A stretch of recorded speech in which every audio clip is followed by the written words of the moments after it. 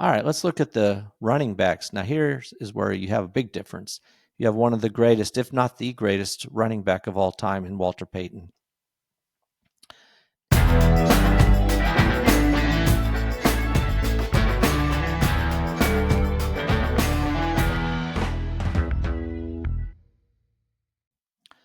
Welcome to Just the Stats NFL, the show that covers the NFL statistical leaders from the all-time greats to the current players leading the NFL. I'm Ernie Jennings, your host, and today we're going to look at another team from the NFC, specifically the Chicago Bears of the NFC North. This is the last place team for that division, and we'll also take a look at the end of this as we wrap up the Chicago Bears. We'll take a look at who do we think is going to end up in first place all the way to fourth place. So we'll take a look at that at the end of this episode. All right, well, let's get started with the Chicago Bears. Interesting team in some ways. A lot of hope was in Caleb Williams, but the team ended up finishing the season with a record of 5 wins and 12 losses. What's really interesting about that was that the team started out 4 wins and 2 losses and ended up with only one more win the entire season, which they got the last game of the season. So they ended up at 5-12. At home, they were 4-5, not too bad. On the road, 1-7, and in the division, 1-5. So they were 4-2, like I said. They had a bye week, and after the bye week, they didn't win another game until they beat the Packers at the end of the season. So it was a complete collapse, and we'll look at the stats to see why that was. So how do the Bears of 2024 compare to the greatest Bears of all time and to the greatest players in the NFL? Well, that's what we're going to find out right now on this episode of Just the Stats. All right, so we'll start with one of the all-time greatest coaches of all time. George Halas was the very first coach of the Chicago Bears and was coached the Bears for 47 years. That's an incredible long time. But the Bears started one of the very first teams. They started in 1920, and George Halas was the coach until 1967. He ended up with 318 wins, 6 championships, so quite a coach. Ended up with a 68% winning percentage, which is very good as well. With 318 wins, George Halas is the all-time winningest coach in the NFL. Don Shula finally passed him. Don Shula was a coach from 1963 to 1995. He ended up with 328 wins. So quite a coach. There's only 3 coaches when you throw in Bill Belichick with 302 wins. Only 3 coaches with more than 300 wins. Andy Reid is coming up quickly, so he could be the next one if he hangs in there. But George Halas, among those 3, had the best winning percentage. So quite a coach. Now, obviously they have a new coach this season, so we'll see how it goes with them and how that goes. So it's going to be a whole new thing as far as coaching goes. All right, well, that's the coaches. Let's look at the rest of the team. Let's look at the quarterbacks. Now, Jay Cutler, who off and on would show sparks of greatness, is the all-time leading quarterback as far as yards go with 23,443, which, to be honest, is not that many. It's nowhere near the top of the charts. Sid Luckman's second with 14,686. So honestly, there's nobody that high up this list, which is quite amazing when you think about it. They've had some bad quarterbacks over the years, just none that were consistently good. You know, they've tried many people. I mean, Jay Cutler, Well, McMahon did win the last Super Bowl for the Chicago Bears in 1985 with that team. But you had Mitchell Trubisky. They tried Justin Fields. They let him go, who's now, see how he does with the Jets. I mean, it's just been on and on like this. Tried Rex Grossman. So we'll see. Now they've got Caleb Williams, who had pretty rough year last year. And we'll talk about him when we get to the quarterbacks. So a little bit more, but he only had 3,541 yards. He did throw for 62.5% rate, but yeah, it's going to be rough. He's going to have a much better year. And with a guru for a head coach, hopefully he can see a lot of improvement and do much better this coming season. But Caleb Williams is 22nd already all time. He doubles that. He's already in the top 10. That's how weak the quarterback position is. So he very likely can move all the way up to second on his first contract if he stays healthy and continues to be the main quarterback. And I'm sure that's the hope. Obviously, he picked him first pick in the last season, so you definitely want him to work out. So we'll see how that goes. Now, when it comes to touchdowns all time, Jay Cutler again over Sid Luckman. Jay Cutler had 154 touchdowns from 2009 to 2016. Sid Luckman from 1939 to 1950 had 137. So it took Jay Cutler, 60 plus years to finally break Sid Luckman's record for the team. They're the only two quarterbacks over 100, the only two quarterbacks over 70 touchdowns in their career with the Chicago Bears. That's how weak this division is. Caleb Williams, again, is 23rd with 20 already. So give him 3 years, he'll be third all time, most likely, with the team. And then it'll be a while if he stays with the Chicago Bears before he moves beyond that.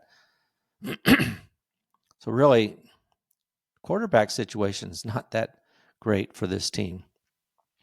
Interceptions, this is where Sid Luckman leapfrogs Jay Cutler. Sid Luckman had 132 interceptions. Jay Cutler had 109.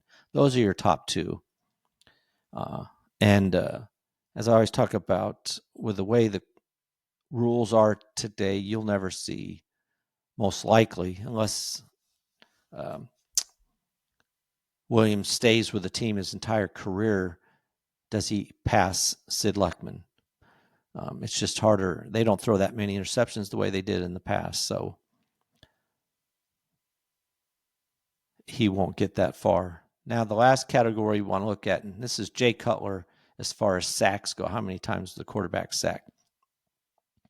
They didn't have those stats way back in the days of Sid Luckman, but Jay Cutler had 251 sacks. He was sacked that many times, which isn't an inordinate amount of time, but for the amount of time he played, it's a lot. Jim Harbaugh was second with 157. Now here's a category where Caleb Williams is moving way too quickly. He's already 12th all time with the team. He had 68 sacks. He was sacked 68 times in a single season. I mean, the other players we're looking at are career-wise. So he's very likely to make it to the top 10 easy. He'll go over the 100 mark this season. This is where the team really needs a lot of help to help him out. And some of that sacks, it's not just on the line, it's on him. And we'll look at that when we get to some of the single season stuff for this team. All right, let's look at the running backs. Now, here is where you have a big difference. You have one of the greatest, if not the greatest, running back of all time in Walter Payton. He was an incredible running back. Enjoyed watching him play.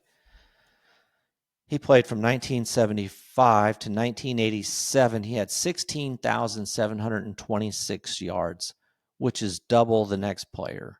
Matt Forte, who played from 2008 to 2015, has 8,602 to be second on the team right now. Those are your top running backs as far as rushing yards go. Now, when we're looking at current players, you got Herbert. But he was a backup, and he's not even on the team now. He was way back at 24th. So again, it's going to be a while before you see anybody that's going to be moving up this list. It's just kind of a weak area for the team right now, and we'll see how DeAndre Swift does this year. But obviously, he's starting from scratch, so we won't see anybody on this list for a while that's up too high up the list. All right, when we're looking at touchdowns, again, Walter Payton, only one, well, again, double. Walter Payton had 110 touchdowns rushing. Neil Anderson was second from 1986 to 1993, had 51. So less than half. I mean, Walter Payton just has a huge lead in this category when it comes to touchdowns. Walter Payton, as far as rushing yards, is second all-time, only to Emmitt Smith. And when it comes to touchdowns, he's fifth all-time. He probably will get bumped one spot because Derrick Henry has 106, and I'm pretty sure that Derrick Henry will have no problem getting 5 touchdowns to pass Walter Payton. But still, quite an incredible career he had.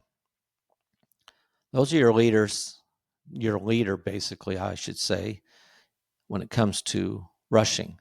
Now, when we're looking at career receiving yards, again, this is incredible.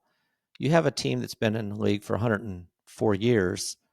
The best wide receiver is Johnny Morris from 1958 to 1967, who has 5,059 yards. That is honestly just astounding. And there is a saying about this is where wide receivers go to die. I mean, they just are not a feature. And obviously, the defense has always been the key to this team winning. You just don't have anybody in running, obviously, when you have Walter Payton. But otherwise, this is just a tough, tough thing. And in fact, Walter Payton's fourth all-time for the team in receiving yards with 4,538, just 500 yards behind the leading wide receiver. That is amazing. So when you're looking at some of the current players, they definitely should have a chance to move up this list, especially DJ Moore. DJ Moore right now is 28th with 2,330 yards. He has a 1,000-yard season. Well, then he's moving up there. Give him another 3 years. He's the all-time leader for this team with if he has basically 1,000-yard seasons, which should not be a problem for him.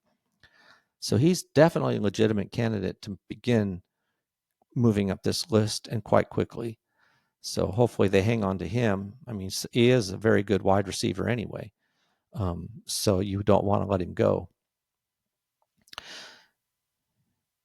Mike Ditka, who was the coach that won the last Super Bowl in 1985 for the Chicago Bears, is also the leading tight end in receiving all time for the Chicago Bears. He had 4,503 yards. He's fifth all time as far as receivers go. So those are your receivers when it comes to yards. And again, they're nowhere near the list of looking at all-time players in the NFL. And again, here it is, Walter Payton. When it comes to actual receptions, Walter Payton is the leading receiver coming out of the backfield with 492 receptions in his career. The second person is another running back, Matt Forte, with 487. Those are your top two. In fact, they're the only two over 400 receptions. So they have a huge lead. Now, again, I don't think it's going to take too long before you see some of these, like DJ Moore, move up this list. He already has 194. So give him a few more years, 3 more years, and he should top this list. He gets another 100 receptions this season. he's already in the top 10. So there's only 8 players that have 300 or more receptions. So he'll be definitely up there. He'll be fun to watch. Now, one other one is Cole Kmet, who is a little farther. He's got 258 receptions. He's more receptions than DJ Moore, but I fully expect DJ Moore to catch him and probably pass him. I mean, I know Kmet has a 54 reception lead, but I do see maybe Cole Kmet getting only 50 or so, while DJ Moore is getting 100 plus. So I see him passing him. But those are the two right now that are on this list that have a chance to move up the list. All right, let's look at touchdowns. Ken Kavanaugh from 1940 to 1950 had 50 touchdowns receiving. That's your leader, the top of the list. So 50. Again, this is another area where I think you're going to see Cole Kmet has 19 right now with a team. So he's on his way. And DJ Moore has 14 already. So not too long before they'll be moving up the list again. Give them a few more years, and we're going to see a complete change as far as receiving goes for the Chicago Bears. All right. Let's look at the defense. When it comes to the defense, we'll start with interceptions. Now, obviously, the Chicago Bears are known for defense. That's been basically what helped them win their last Super Bowl. But when it comes to interceptions, Gary Fencik from 1976 to 1987 had 38 interceptions in his career. That's the most. And it's not by a big gap. Richie Pettibone from 1959 to 1968 had 37. So those are your leading players right now. And there's nobody currently on the team that's anywhere near the top of this list. So it's going to be a while before we see that change as far as who's leading in interceptions. Now, when we're talking about tackles for loss, Brian Urlacher, great player, had 138 tackles for loss from 2000 to 2012 to lead the team. That was the best. He's only won over 100. Lance Briggs had 97 from 2003 to 2014. So those are your top players currently. TJ Edwards is already 22nd with 20. So he's got a long way to go. So there's the team, obviously, with the record they've had in the past here. This kind of explains why. The defense is lacking, offense is lacking, so it's tough. Now, when it comes to sacks, Richard Dent, big lead, 124 and a half sacks in his career from 1983 to 1995. Steve McMichael is second with 92 and a half from 1981 to 1993. That is prime right in there, 1985 when they won the Super Bowl. I mean, the top three players, Richard Dent, Steve McMichael, and Dan Hampton, who had 82 sacks, all played in that 1985 season. So you had three really terrific defenders all playing. Richard Dent was incredible. If you ever get the chance to look at his eyes when he's looking into the backfield, it's a scary, scary sight. All right. That is the offense and the defense on career stats. Let's look at the seasonal stats now.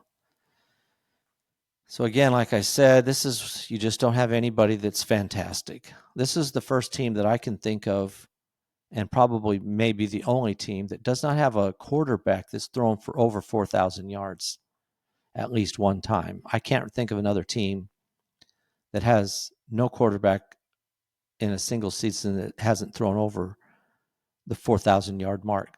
But 1995, Eric Kramer threw for 3,838 yards to lead the team for the Chicago Bears as all time in a single season category. I think Caleb Williams will probably break that record this year. As bad as the season was last season, Caleb Williams is already fifth, and he had 3,541 yards. So he only missed the record by less than 300 yards.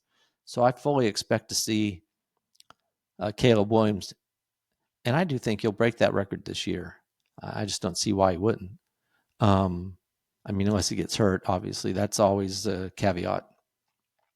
Now, when you're looking at Caleb Williams this past season with his 3,541 yards, that put him 17th, right in the middle of the pack.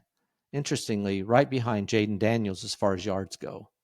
And only by 27 yards was he behind Jaden Daniels, the other rookie. And, of course, Jaden Daniels had an outstanding season, won Rookie of the Year, and led the team almost to the Super Bowl. Something I know Chicago was hoping for, and a lot of people when it beginning of the Fantasy Football League season were looking at Caleb Williams as if he could be that guy, and it ended up being Jaden Daniels actually. But that's where Caleb Williams finished 17th. Now, when looking at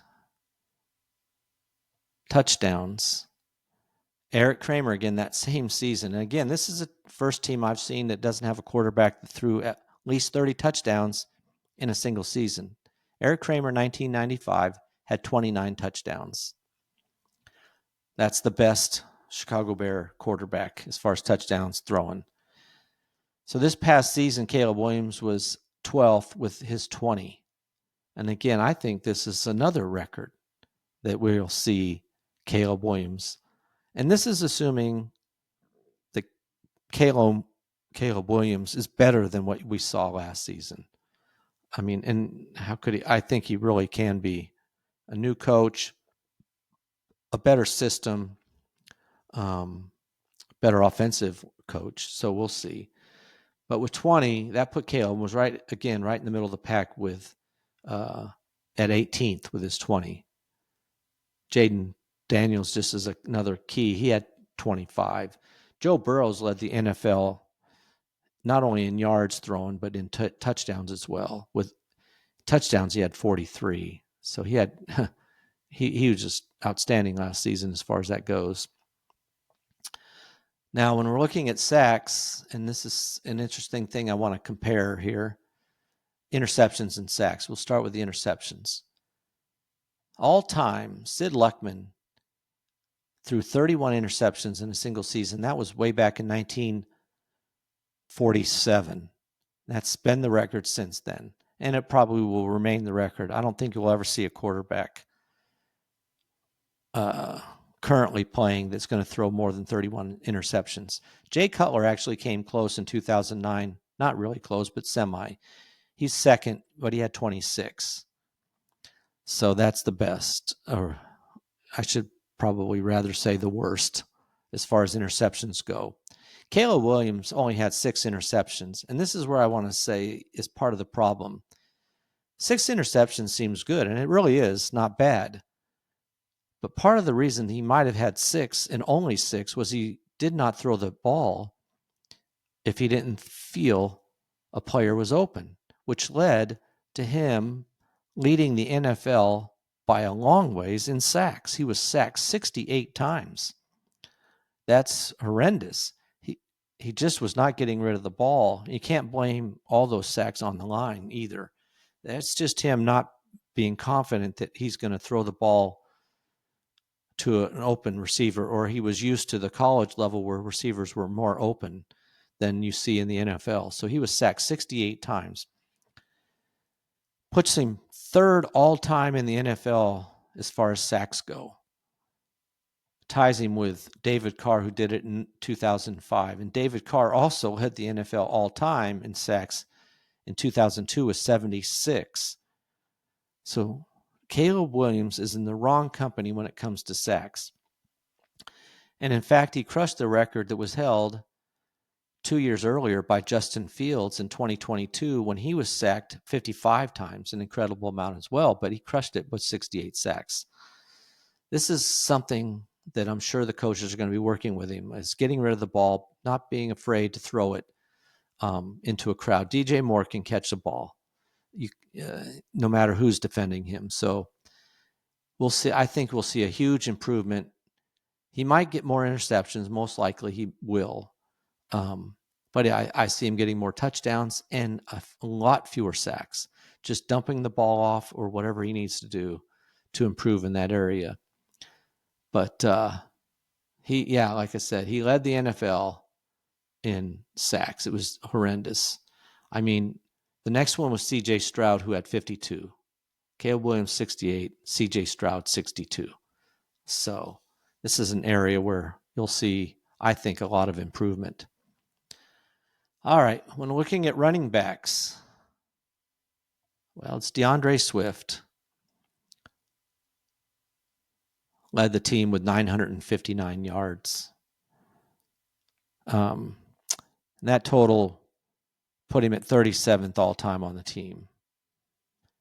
Now, Walter Payton, like I said, great player, holds the top 8 spots. The worst of those top 8 was 1,390 yards. The best was in 1977 when he had 1,852 yards. That was his best by quite a bit, really. His second best was in 1984. He had 1,684 yards. But what a model of consistency.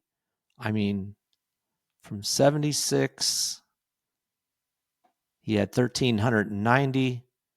He had the huge year in 77. 78, he had almost 1,400.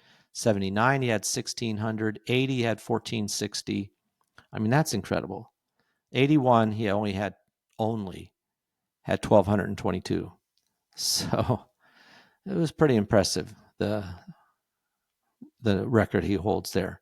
This is the best player, offensive player on the Chicago Bears by far. I mean, you do have Gale Sayers, who was also a great player. It's the longevity. Walter Payton was also just an amazing player. But Gale Sayers, he was fun to watch if you can watch him in some film from the past. But all right, so with 1,852, that was the best that the Chicago Bears had. So DeAndre Swift is 959 yards. In the NFL, that was quite a ways back. Saquon Barkley had 2005. But with 959, DeAndre Swift is 18th. So we should see an improvement from DeAndre Swift this season, I think. He had 42 receptions last season, DeAndre Swift. So that's something to watch this season. All right. Caleb Williams sacked 68 times, but he did rush for 489 yards. So you can see he was running around a lot. Got sacked a lot before he could get across the line. So it was DeAndre Swift and Caleb Williams. Rashawn Johnson had 150 yards. That's your third best running back, 150 yards. That's terrible. I mean, you have players getting that in a single game. So they definitely need to see an improvement in the running game here. And it shouldn't be by Caleb Williams. It's got to be Swift. Obviously, Swift is really the only legitimate running back they've got on this team. So could see a big year out of him, maybe. All right. When it comes to rushing TDs, 3 players with 14 in a single season. Walter Payton did it twice, 1977, 1979, and Gale Sayers in 1965 also had 14. So those are your top players as far as rushing touchdowns. This past season, interestingly enough, despite Rashawn Johnson having only 55 carries, he had 6 touchdowns, tied DeAndre Swift, who had 253 carries, so 5 times the amount of carries. He also had 6 touchdowns. So that really hurts DeAndre Swift as far as fantasy goes when you have Johnson coming in there and just rushing in for the touchdown. But that's the best with 6 this past season. While in the NFL, Derrick Henry, Jamar Gibbs, and James Cook all had 16. and there were 13 players with at least 10 rushing touchdowns last season. So this is an area that the Bears really need to see some type of improvement. All right. We'll look at the receivers.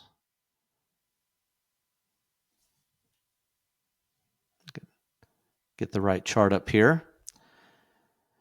Brandon Marshall in 2012 had 118 receptions. That is good. The next one in the tied with Allen Robinson, who did it in 2020, had 102, was the running back Matt Forte, who had 102 as well in 2014. So you had a running back, again, one of the leading receivers. As far as tight ends go, Martellus Bennett in 2014 had 90. That was your best. Cole Kmet, his best was in 2023, had 73. So we'll see how that goes. Keenan Allen last season had 70, no longer on the team, but he had 70. All right, so we're looking at that and comparing it to this past season as far as receivers go. DJ Moore had 98, led the team. Keenan Allen, like I said, had 70. Romeo Odunze had 54, and Kyle Kmet had 47, which is why I was saying I think DJ Moore will pass Kyle Kmet because he had double the receptions this past season. I see that's basically staying the same. So you'll probably see a big move up by Romeo Odunze this season from 54 with Keenan Allen not on the team now. I think Odunze has a chance to really spark the team a little bit as far as that goes. Those are your top 5 players. Brandon Marshall did it twice, had 100 receptions. DJ Moore, 98 last season and 96 in 2023. I fully expect to see him break that 100 reception mark this season. I don't know if he'll get to 118. That's quite a jump. But I definitely expect to see him get over the 100 mark. I just think with Caleb Williams improving, more willing to throw the ball, and take a chance with Moore, I think we'll see him get to that mark. All right. When it comes to yards in a single season, well, that's Brandon Marshall again. When he had that 118 receptions, he had 1,508 yards. Alshon Jeffrey in 2013, the next year had 1,421. Those are your top 2. This past season, when it comes to yards, again, it was DJ Moore with 966. So nobody even made 1,000. I'm a little surprised. DJ Moore finished 21 all-time with the team. When you're looking at the entire NFL as far as yards go, well, that definitely was Chase. Chase led the NFL in every category. Receptions, 127. Yards, 1,708. When it comes to the 966 DJ Moore had, that puts him way down the list. And I'll tell you why. He 29th in the NFL in receiving yards. That's because there were 24 receivers who had 1,000 or more yards. 1,000 used to be really the benchmark. But when you have 24 receivers with 1,000 yards, that's amazing. And you have several of those are not even the starting receiver. For example, Darnell Mooney he had 992, but that's more than DJ Moore. But Darnell Moody's not the leading receiver for the team. Drake London is for Atlanta. So that's the kind of thing you see where you have the second wide receiver also making more yards than the first. Same with Detroit. St.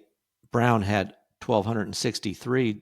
Jamison Williams had 1,001. So you have 2 receivers, the first and second receiver having more than DJ Moore did. Like I said, DJ Moore had 966 for the team. Keenan Allen had 744, and Romeo Odunze had 734. So right behind him. Had a much better receiving yards per reception Odunze did than either Moore or Allen with a 13.6. So it'll be interesting to see who leads up the team this year.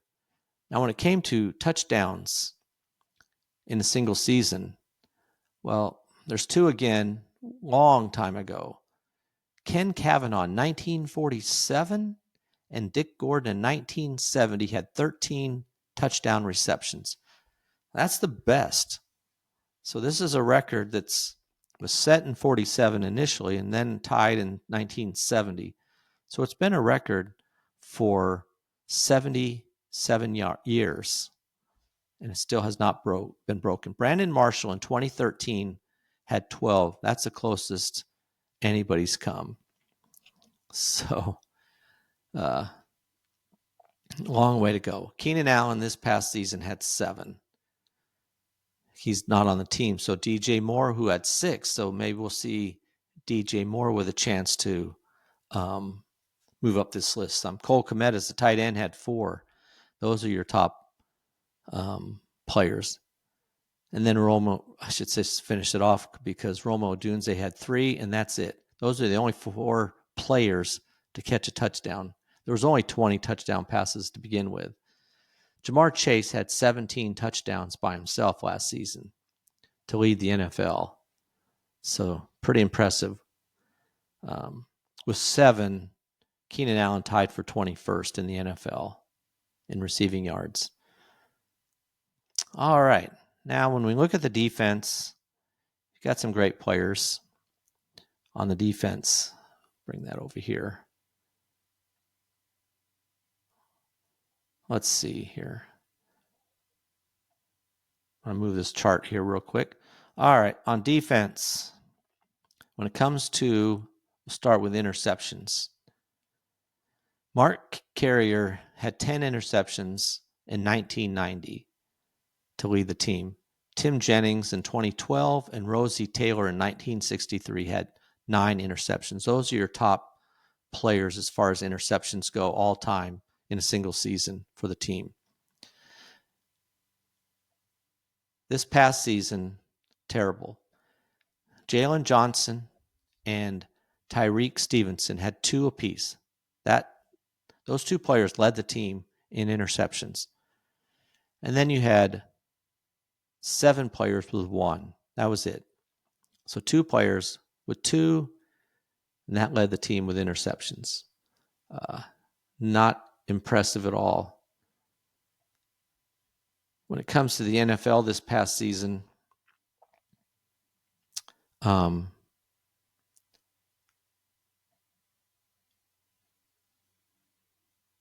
see if I can get that up. Kirby Joseph for Detroit had 9, and Xavier McKinney for Green Bay had 8.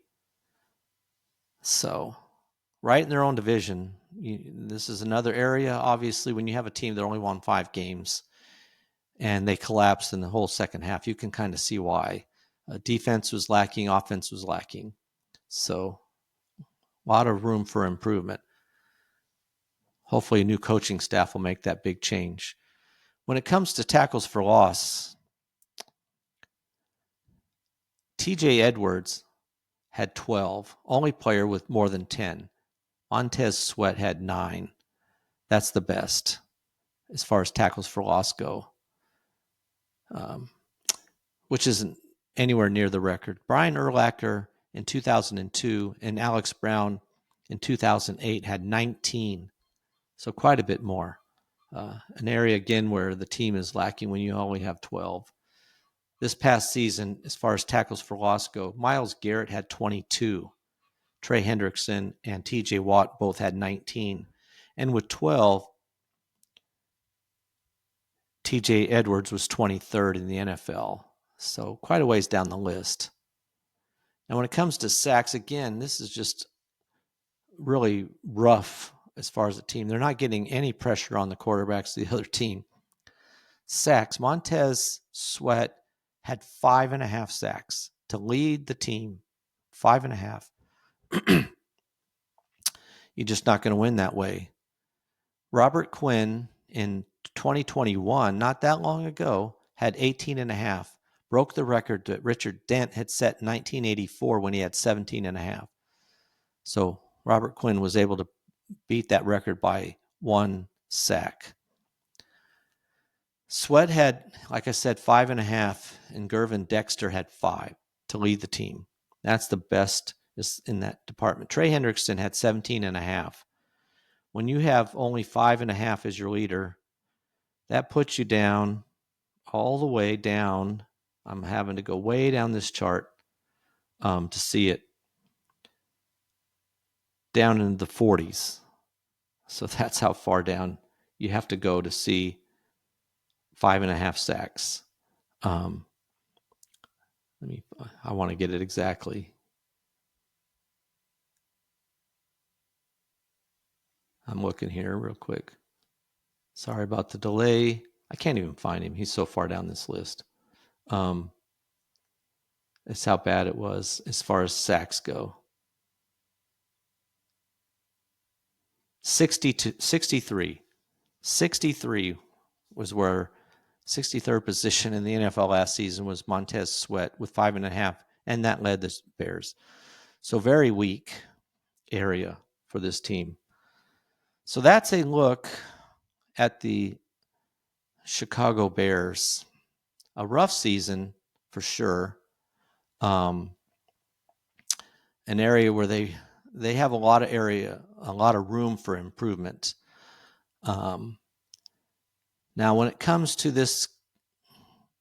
their team, as far as not only their team, but this division, the NFC North, and how they're going to finish out for this 2025 year. Well,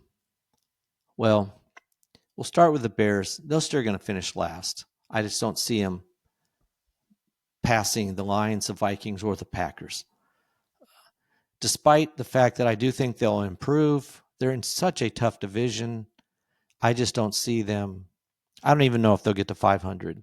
I do see a good chance that they improve over the 5 wins. And even if it's only by a win or 2, I think you'll see a team that looks better overall. But we'll see. Now, what comes tough is Lions, the Vikings, and the Packers. Who finishes first, second, and third? One of the things you find in the NFL every season are teams that make the playoffs that don't make it the next year. There's always teams that drop out, at least 4 to 6 every year. Teams you would expect, wow, they had a good season last year. You expect them to make the postseason the next year, and they don't. Now, when it comes to the Lions, the Vikings, and the Packers, I still think, despite the fact that the Lions have a very difficult schedule, I still think they're going to finish first. I don't expect the Lions or the Vikings to have the win total they had last year. Lions had 15 wins. I don't see that happening. Same with the Vikings with 14. It's just too tough to do that again. And they're going to have tougher seasons, I believe. A much tougher schedule. So I'm looking at the Lions still winning the division. Now the question is, who comes in second? Vikings or the Packers? And it really depends on the Vikings quarterback situation. I do think that McCarthy is going to be a good quarterback. He's had a season to sit on the bench. The coaching staff made Sam Darnold, last year's quarterback, look really good. I think they can do the same with McCarthy. I think McCarthy could be a better player, actually, than Sam Darnold. So I think they should do well. Now, the Packers had kind of a down season. Love didn't have one of his better seasons. I expect a better season out of the Packers. Better offense. They have they all have good defenses. The Lions defense was decimated last season, and they have a lot of players coming back, so they should even be better in that category. So I still leave them at first. It's tough. It's really a coin flip between the Vikings and the Packers. I'm going to say I think that this season, the Packers are able to pass the Vikings and move into second with the Vikings third. And I still think they'll all make the playoffs again. That's my prediction. Lions first, Packers second, Vikings third, and the Bears bringing up the rear. But with a good chance in the following year to make a move. This could be a very interesting division in 2026. It will be this year, but 3 ways, not 4 ways, as it will be in 2026, I think. All right, so that's my wrap up of the NFC North. All we have left is the South and the West, and we have done all the teams of the NFL. Like I said, if I didn't mention it earlier, we have only 33 days left until the start of the season, so I have to get through 8 more teams before that, which I will do. But before I pick up the NFC South, I'm going to take a look at whether Josh Allen deserved to win the AP MVP award this past season. I'll give you my take on that on my next podcast. So check out all my previous podcasts on YouTube. Also, you can listen to them, of course, on any place you get your podcasts. Please subscribe, like this podcast. I appreciate that. If you have any comments, you can send me an email at justthestatsnfl@gmail.com, or you can post your comments on YouTube. Anywhere you find it available, go ahead and post and let me know what you think. So, appreciate you listening. Until next time, this is a wrap for this episode of Just the Stats NFL. Until next time, I am out.